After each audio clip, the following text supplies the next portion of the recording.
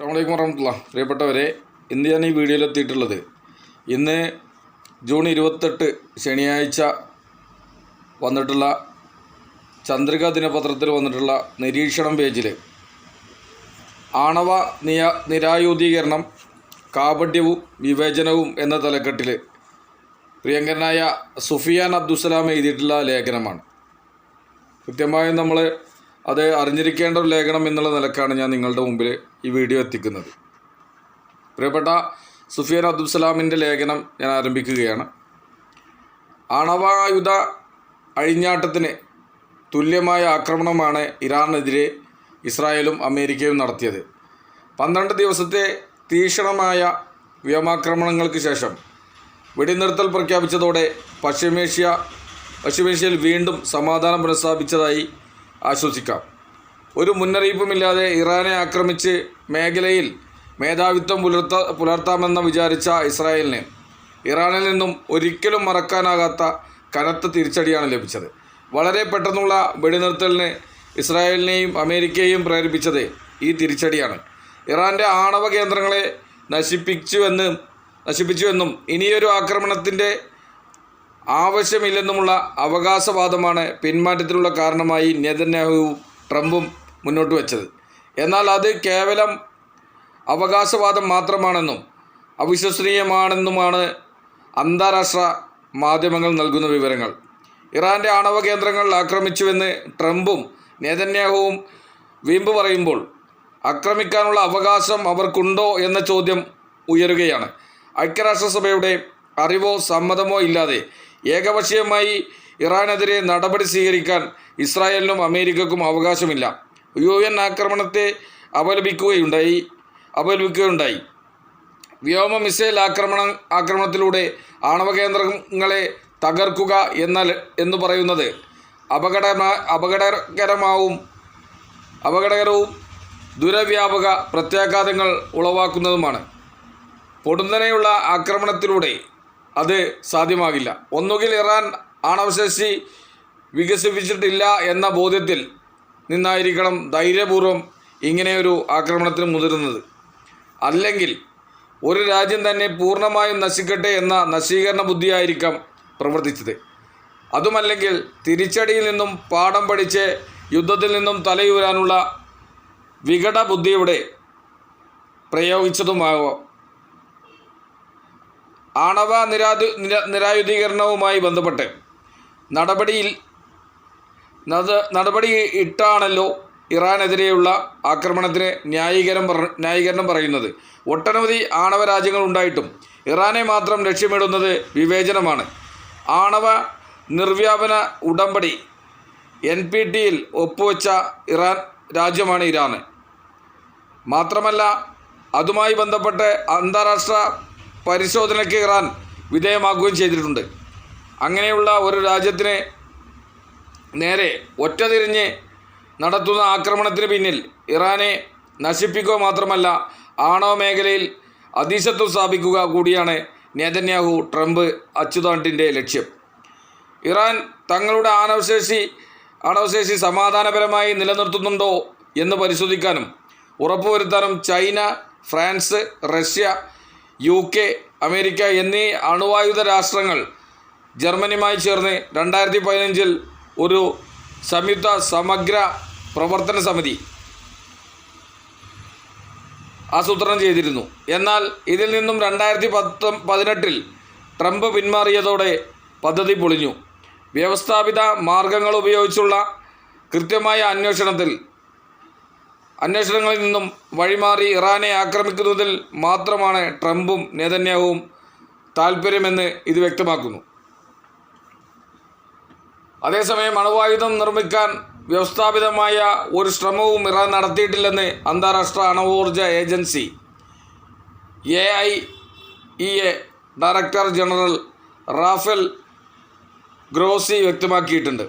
ഇസ്രായേലിനെ പിന്തുണച്ചുകൊണ്ട് അമേരിക്ക അവരുടെ B-2 ബോംബറുകൾ ഉപയോഗിച്ച് ഇറാൻ്റെ ആണവ കേന്ദ്രങ്ങൾ തകർത്തുവെന്നാണ് ട്രംപിൻ്റെ അവകാശവാദം. എന്നാൽ ഇതിനെ നിരാകരിക്കുന്ന തരത്തിലുള്ള റിപ്പോർട്ടുകൾ അമേരിക്കയുടെ തന്നെ ഇൻ്റലിജൻസ് പുറത്തുവിടുകയുണ്ടായി. ബാഹ്യമായ ചില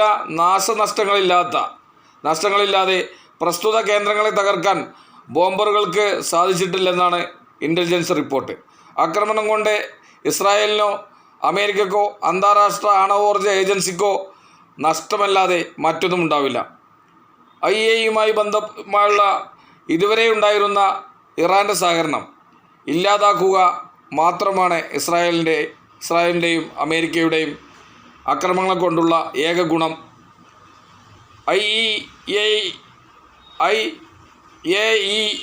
IAEAയുമായുള്ള ബന്ധം വിച്ഛേദിച്ചുകൊണ്ടും ആണവ നിർവ്യാപന ഉടമ്പടി NPTയിൽ നിന്നും പിന്മാറുന്നതായി പ്രഖ്യാപിച്ചുകൊണ്ടുള്ള ബിൽ ഇറാൻ ഏകകണ്ഠേന പാസാക്കിയിരിക്കുകയാണ്. ഇസ്രായേലിൻ്റെ ആക്രമണത്തിൽ പ്രതിഷേധിക്കാനോ ഇറാൻ ആണവ കേന്ദ്രങ്ങളെ സന്ദർശിക്കുവാനോ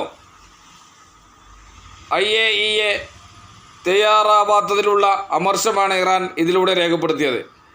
IAEA നിരീക്ഷകർക്ക് രാജ്യത്തേക്ക് പ്രവേശിക്കുന്നതിൽ ഇറാൻ വിലക്ക് പ്രഖ്യാപിച്ചിരിക്കുകയാണ്. അവരുടെ പരിശോധനകൾ ഇനി ഇറാനിൽ സാധ്യമാവില്ല. ഇറാൻ്റെ ആണവ കേന്ദ്രങ്ങളിൽ തുടർ പരിശോധന ആവശ്യപ്പെട്ടുകൊണ്ട് ജൂൺ 9 IAEA സമർപ്പിച്ച റിപ്പോർട്ടിൻ്റെ അടിസ്ഥാനത്തിൽ പരിശോധനകൾ നടത്താനുള്ള സാഹചര്യം സൃഷ്ടിച്ചിരുന്നുവെങ്കിൽ ഇറാൻ NPTയിൽ നിന്ന് പുറത്തു പോവാതെ അവസ്ഥ ഉണ്ടാകുമായിരുന്നില്ല. അതിനു പകരം ആക്രമിച്ച് കീഴ്പ്പെടുത്തി ഇറാനെ മെരിക്കാമെന്ന അഹന്ത വിപരീത ഫലമാണ് ഇസ്രായേലിനും അമേരിക്കക്കും സമ്മാനിച്ചത്. ഈ പുതിയ സാഹചര്യം പശ്ചിമേഷ്യയിലും അന്താരാഷ്ട്ര തലത്തിലും കൂടുതൽ സംഘർഷങ്ങളും പ്രതിസന്ധികളും ഉണ്ടാക്കിയേക്കാം. NPTയിൽ നിന്നും ഇറാൻ വിട്ടുനിൽക്കുന്നതിനെ വലിയ കുറ്റമായി കാണുന്ന ഇസ്രായേൽ ഇതുവരെയും NPTയിൽ ഒപ്പുവെച്ചിട്ടില്ല. അവരുടെ അപ്രഖ്യാപിത ആണവായുധ ശേഖരത്തിൻ്റെ ശക്തി എത്രയാണെന്ന് ഇതുവരെ ആണവോർജ ഏജൻസിക്ക് കൈമാറിയിട്ടുമില്ല. NPTയിൽ ഒപ്പുവെക്കണോ വേണ്ടയോ എന്ന് തീരുമാനിക്കാനുള്ള അവകാശം അതത് രാജ്യങ്ങൾക്കുണ്ട്. ഇസ്രായേൽ മാത്രമല്ല, ഇന്ത്യയും പാകിസ്ഥാനും ദക്ഷിണ സുഡാനും ഈ ഉടമ്പടിയിൽ ഒപ്പുവെക്കാത്ത രാജ്യങ്ങളാണ്. ഒരു രാജ്യം ഒപ്പുവെച്ചേ മതിയാവൂ എന്ന നിർബന്ധം പിടിക്കാൻ വേറൊരു രാജ്യത്തിന് അവകാശമില്ല. ഇന്ത്യയും പാകിസ്ഥാനും ദക്ഷിണ സുഡാനും ഇതിൽ ഒപ്പുവെക്കാതിരിക്കാനുള്ള കാരണം ആണവായുധ രാജ്യങ്ങൾക്കിടയിൽ വിവേചനപരമായ നിലപാട് പുലർത്തുന്ന ഉടമ്പടിയാണ് NPT എന്നതിനാലാണ്. എന്നാൽ ഇസ്രായേൽ ഒപ്പുവെക്കാത്തത് തങ്ങളുടെ ആണവോർജത്തെക്കുറിച്ചുള്ള വിവരങ്ങൾ മറച്ചുവെക്കുന്നതിനും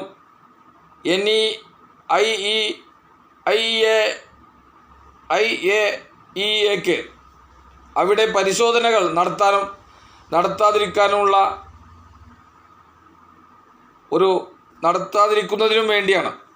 ഫലസ്തീൻ ജനതയോട് തുല്യതയില്ലാത്ത ക്രൂരതകൾ കാണിക്കുന്ന ഭീകര രാഷ്ട്രമാണ് ഇസ്രായേൽ എന്നറിഞ്ഞിട്ടും അവർ കൈവശം വയ്ക്കുന്ന ആണവായുധങ്ങൾ പരിശോധിക്കപ്പെടാതെ വിടുന്നത് വിവേചനം മാത്രമല്ല, ഫലസ്തീൻ ജനതയോടും ലോകത്തോട് തന്നെയുമുള്ള വെല്ലുവിളിയാണ്. യുക്രൈൻ അധിനിവേശത്തെ തുടർന്ന് നാറ്റോ നടത്തുന്ന ആക്രമണം തടയാൻ അണുവായുധങ്ങൾ ഉപയോഗിക്കുമെന്ന റഷ്യ നടത്തിയ ഭീഷണി ഇതിനോട് ചേർത്ത് വായിക്കേണ്ടതാണ്. വമ്പൻ ശക്തികൾ പ്രതിരോധത്തെക്കുറിച്ച് പുലർത്തുന്ന ധാരണകൾ എത്രമാത്രം നിന്ദ്യമാണെന്നും അത് ആഗോള സ്ഥിരതയെ എങ്ങനെ തകർക്കുന്നുവെന്നും ഇത് വ്യക്തമാക്കുന്നു.